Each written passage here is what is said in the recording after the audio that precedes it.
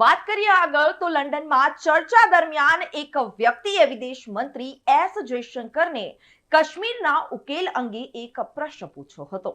આનો જવાબ આપતા વિદેશ મંત્રીએ કહ્યું કે કાશ્મીરમાં શાંતિ પુનઃ સ્થાપિત કરવાની પ્રક્રિયા 3 તબક્કામાં હાથ ધરવામાં આવી હતી. સૌપ્રથમ કલમ 370 દૂર કરવામાં આવી અને આ પહેલું પગલું હતું. આ પછી બીજું પગલું કાશ્મીરમાં વિકાસ અને આર્થિક પ્રવૃત્તિની સાથે સામાજિક ન્યાય પુનઃ સ્થાપિત કરવાનું હતું.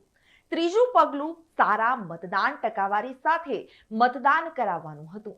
વધુમાં વિદેશ મંત્રીએ કહ્યું હતું કે મને લાગે છે કે આપણે જે દિવસની રાહ જોઈ રહ્યા છીએ તે કાશ્મીરના તે ભાગની પરત ફરવાનો છે જે ગેરકાયદેસર રીતે પાકિસ્તાન દ્વારા ચોરી લેવામાં આવ્યો છે. જ્યારે આ થઈ જશે ત્યારે હું તમને ખાતરી આપું છું કે કાશ્મીર સમસ્યાનો ઉકેલ આવી જશે.